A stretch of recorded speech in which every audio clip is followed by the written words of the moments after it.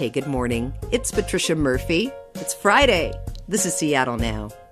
This week, we're ditching the mask mandate sooner than planned. Amazon is closing its physical bookstores, and the Southern resident Orcas welcomed its newest calf.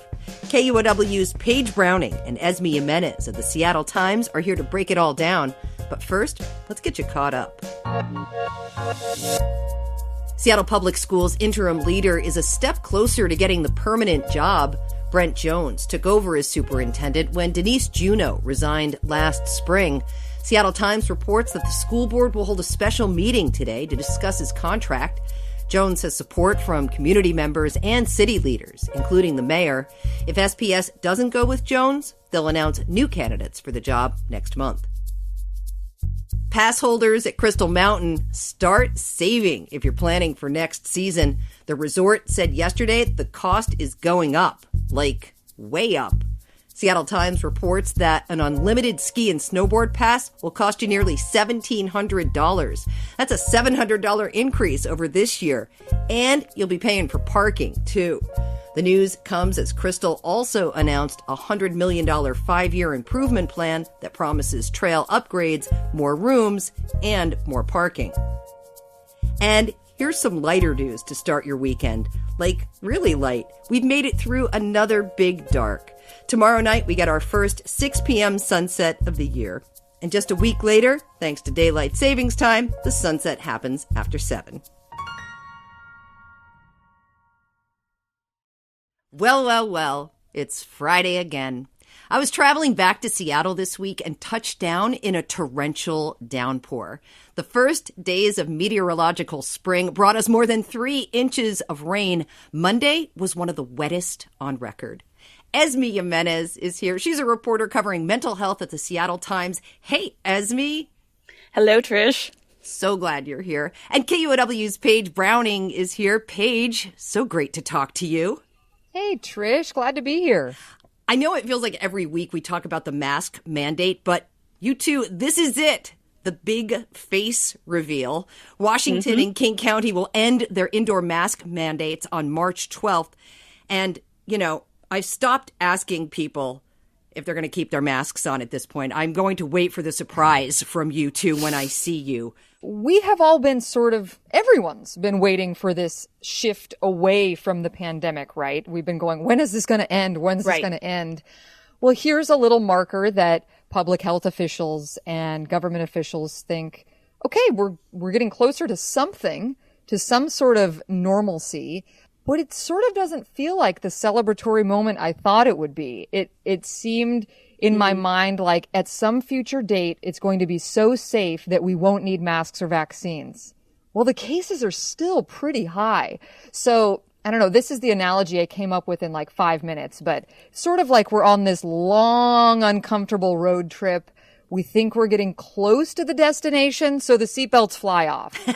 And we don't know when we actually get there. Well, and we've been burned, right? We've been burned. Yeah. Hot vax summer lasted about a week and a half. Vax summer. Remember that? I'm still skeptical because of hot vax summer, and I'm bracing for the next variant. Me too. I feel it's really hard to have hope. I feel it growing back and I want to nourish it. But it's also, like you said, been stamped out in the 5 previous COVID waves. So the part of me that just looks backwards is like, well, based on the last 2 years, it seems likely that this could continue happening. Yeah. The one thing that resonates with me is how small we are compared to this virus, ultimately, right? How vulnerable we are compared to something like this.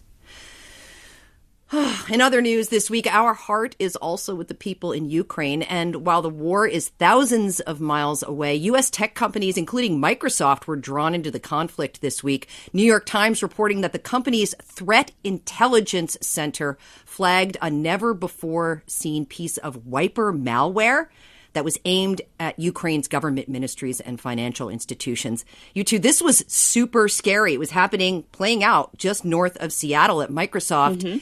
And they stopped this malware, but boy, we are talking about some really scary potential here. What fascinated me was Brad Smith's, the president of Microsoft, says, we are a company and not a government or a country. Yeah. But still, we're dealing with these threats, and we have to figure out how to mobilize so quickly. Things that would typically take, a couple weeks to pan out, they now have hours to figure it out.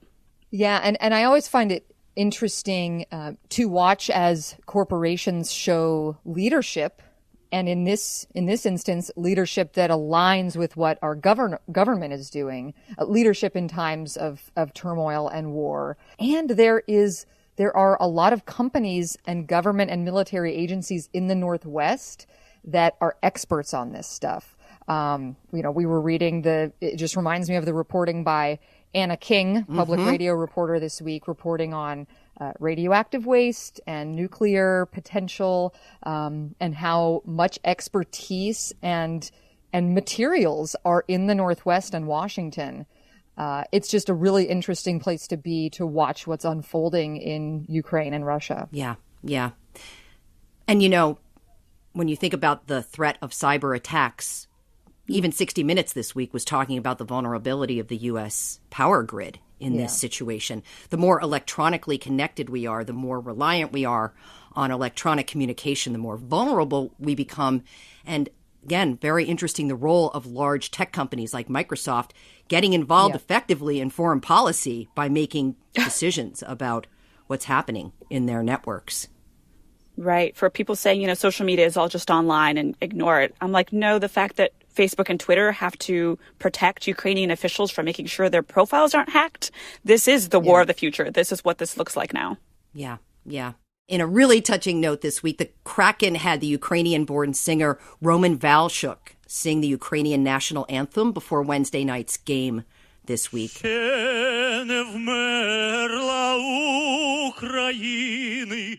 Incredibly moving. He is stuck here. His family is in Ukraine. What a terrible situation, but a very touching performance by him, and a standing ovation from the folks in the arena. Very nice. Yeah, that was really neat to see. I think that is what our local sports teams, local officials, and local media have done well, is really highlighting the beautiful things that Ukrainians bring to our region. And really being able to hear from them. I always want to hear from our neighbors, just as a reporter, as someone on the radio, especially the community. The Ukrainian community is large in Washington state. And it's been really special for me to hear from them and see them be highlighted. In other news this week, Amazon is closing its physical bookstores. Traditional bookstore lovers are curling up with a cup of tea reading the news. Amazon closing 66 stores in the U.S., 2 in the U.K. Have either of you been in one of these? It is definitely not a bookstore-feely place. No, I have not. I've seen one near me, and then I saw a grocery store at some point pop up. And I remember my roommates and I were like, all right, it is closer, but we're not going there. We're sticking to QFC, okay? I don't know. I'm not an Amazon or a bookstore expert, but it seems like, okay, this was clearly never a money-making plan for them. Maybe at best, a marketing attempt. Keep yourself in front of customers' eyes, have a little bit of in-person interaction with customers. Your brand is out there. Did Amazon.com kill Amazon brick and mortar? Probably. Well, it was never meant to feel like a real bookstore, apparently. This was really about, bringing the online experience into the real world. Mm-hmm. So in that way, they were trying something, and they definitely didn't, it didn't feel like a bookstore. I've been in there several times, and, there was all kinds of stuff. It felt like you were wandering through the Amazon pages. And in that way, I guess they were spot on. 4-star store. Exactly, 4-star store. There was all kinds of stuff you didn't know you wanted, But in my mind... and this is like the department stores who have open locations. Tell me if you know how they're doing. It doesn't seem like but open locations where you could just go to get tailored or just go to make a return or pick up. And they're renting, prime real estate in cities like New York and Seattle. Sort of a similar thing, trying to bring that online experience in person. Yeah. Guess it didn't work. The human touch part, I think some people, maybe some companies overestimated how much the quote human touch part was actually necessary for a lot of shoppers who are like, I actually didn't miss that much. That's not where I go to for human touch. You know, well, it didn't I'm okay feel shopping human, right? like this.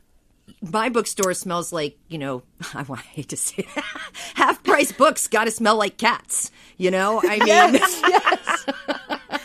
Twice Sold Tales in Capitol Hill that has a, I don't know, resident 4 cats or something. I love it. And, you know, hard copy books are so special in our electronic world, you know, to just feel the page and have the page. So much reading is done on screens. I'm with you. All right, moving on.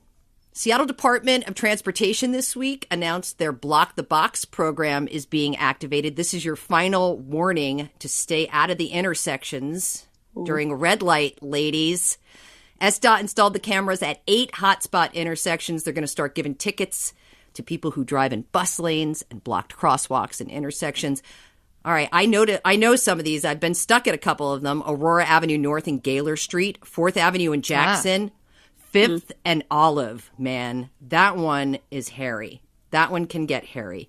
I'm getting stressed out just thinking about this.